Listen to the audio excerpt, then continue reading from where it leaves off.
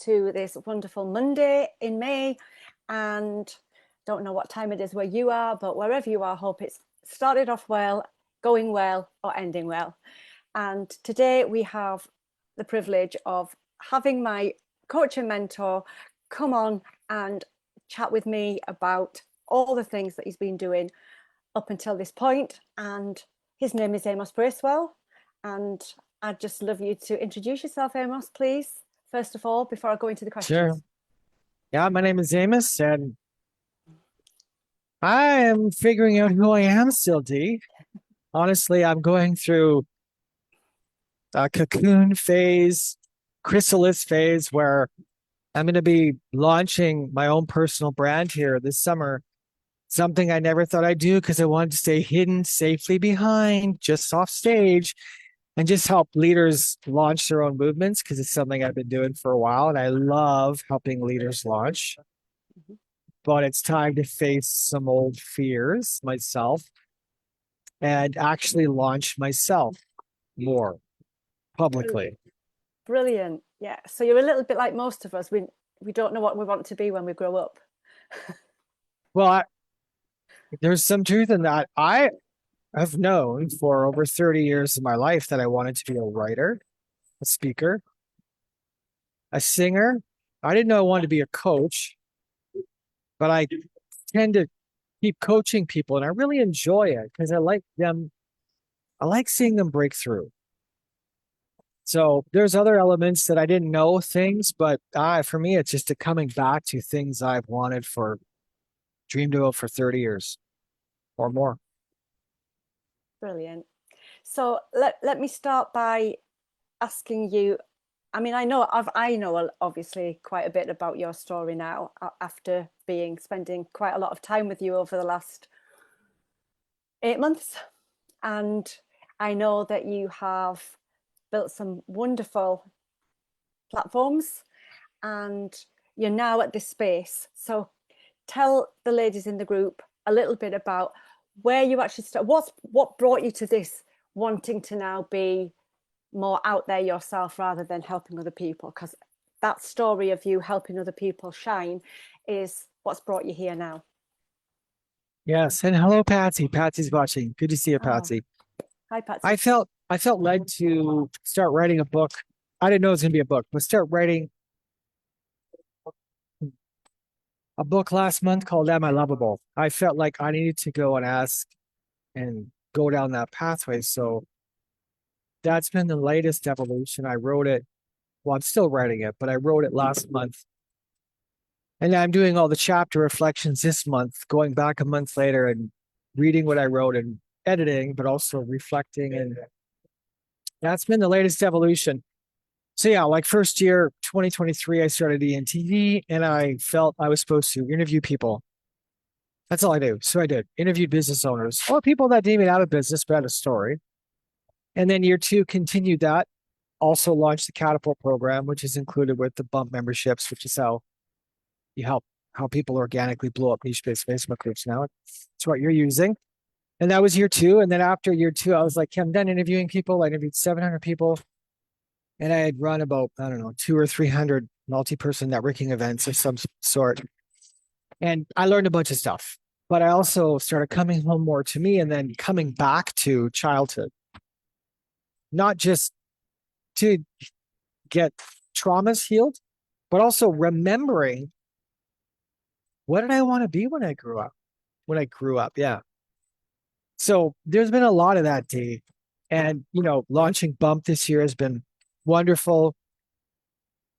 But this newest pivot I'm doing is, I didn't see it coming. I think that tends to happen a lot with people when we're going through stages in our lives. And so when you said you didn't see it coming, you did start this new side of your online business, if you like. I want to call it a business. You might have another name for it, but you started one section around about 26 months ago, Entv. Then it morphed into what we're doing now, which is what I joined to bring this group to life, to birth this group, to encourage people to come in. And so it's been a really powerful change. And I've seen changes in yourself as you've morphed through all the bits coming through into Bump Global TV. So with that being said, how do you think that that is now has brought you to where you're at now, which is kind of like it's took you on a road that you didn't think was going to happen? No, I wanted to stay hidden.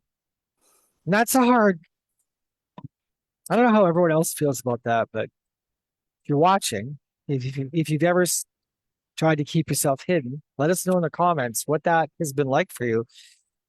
I I only realized this the last week, honestly, D. I didn't realize I was still hiding.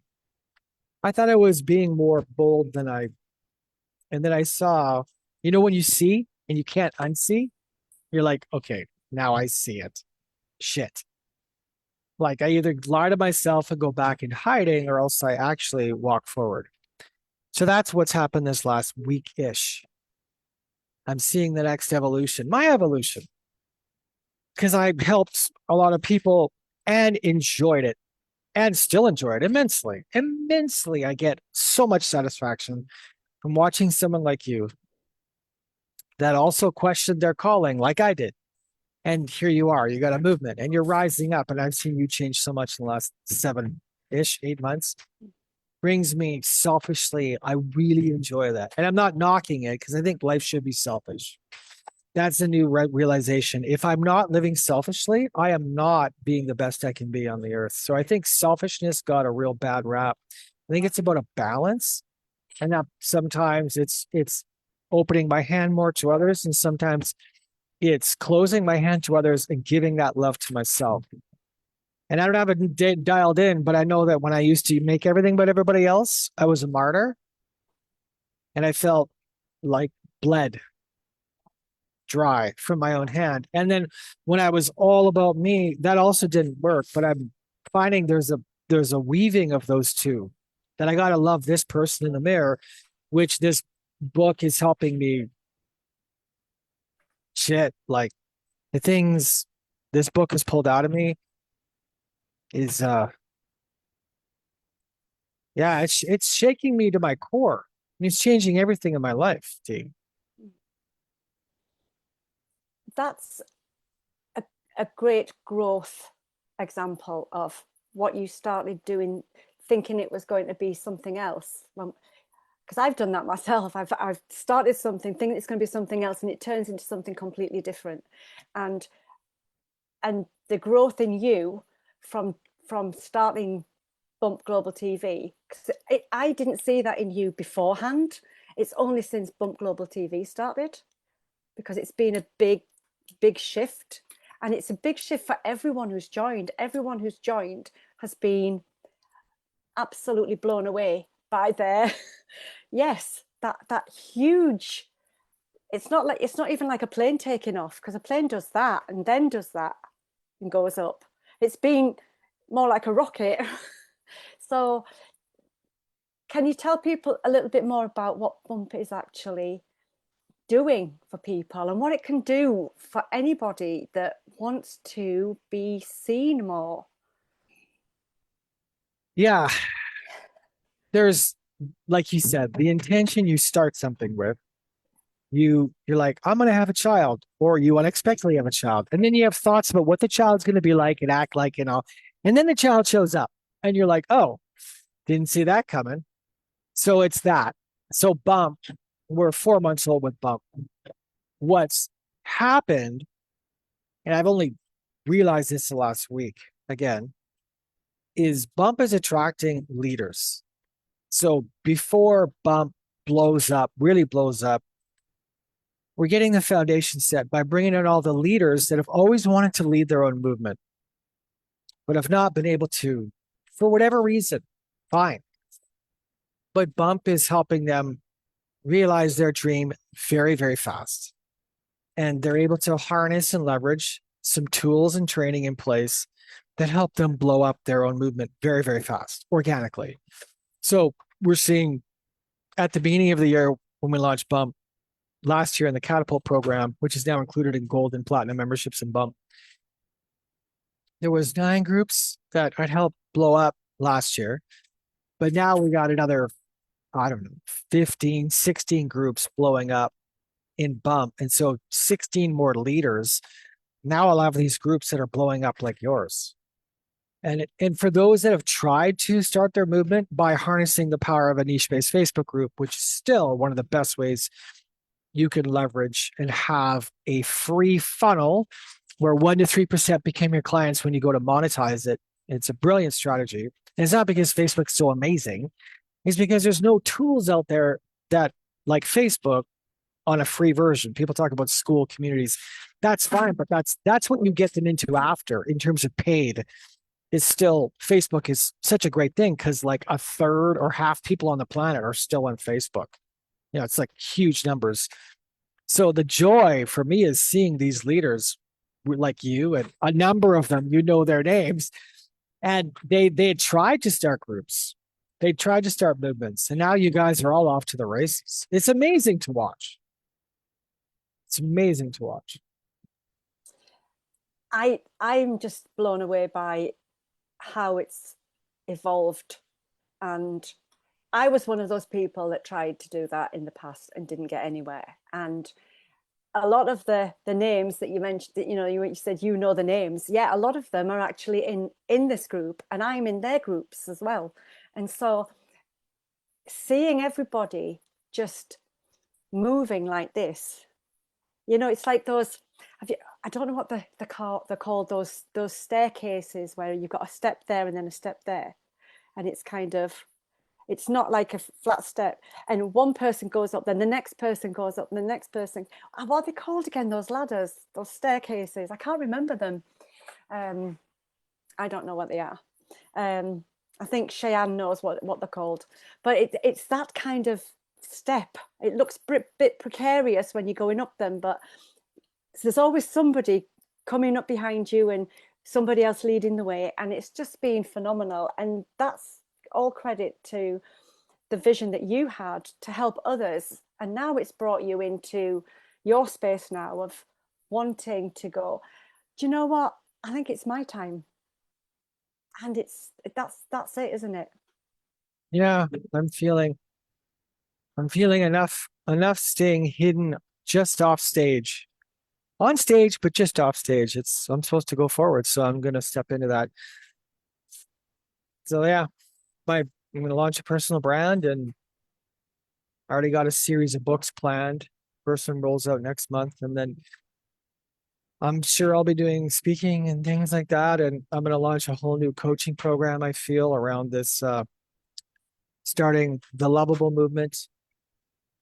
Because that's a journey I've been on. It's like, I feel like I'm the perfect person to lead, because if I could lead the world in anything, it would be, I want to lead the world in vulnerability and authenticity. To be so fucking real and so fucking vulnerable that people realize it's safe to be them. That's my goal in life, as I longed for that as a kid. I wished, I had a pretty good family growing up, but my core need that just didn't get met in childhood, but it's been getting met since, was I wish we could just talk about everything. I wish there was a safe space where we could talk about farting, orgasms, God, insecurities, anything.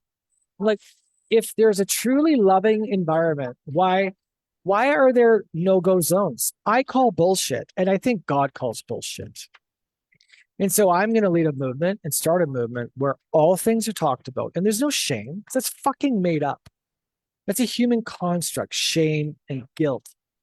I've never felt like God shames me or guilts me, but I've done it a lot to myself, and I've done a lot to other people. And so I want to start a movement that is around helping people find that they are lovable, because I believe every person on the planet questions that to some degree. Am I lovable? And sometimes they don't talk about it because there's too much shame that is like something tied around their neck, dragging them to the bottom of the sea. And I lived that way. I felt so shameful growing up as a teen, and then things happened to me, and then I did shit. And I just want to I want to eradicate that off the planet and create an ecosystem where people just feel so safe to talk about whatever. You've murdered someone? Okay, fine. Let's talk about it. Yeah, there's sometimes consequences, but I believe that there should be such a safe space for everything. And by doing that, the human heart will be liberated. I want to help. I want to liberate my heart. And that's the path I'm on. So that's what the next thing I'm stepping into is to help the planet liberate their own heart. I resonate with that so much, Amos, because that is where a lot of my work lies. You've just touched on one of the fundamental core erroneous beliefs, which is I'm not lovable. And that's where most people hold on to things and become ill, physically ill. And it's one of the core beliefs that I will be moving into within the group. So I love the fact that you brought that up, because that's the work that I am moving towards with women who are struggling with not being able to do what you've just said we all need to be doing. So I just love how synchronistic that happened in this conversation. I think it's just marvelous. So thank you. Thanks for having me on, Dee. You're welcome. You're so welcome. Do you want to finish? Is there anything you want to say before we finish this live to No, anybody listening? You're good? no, I'm good. Thanks for having me Excellent. on. You're so welcome. All right. We'll see you later, everybody.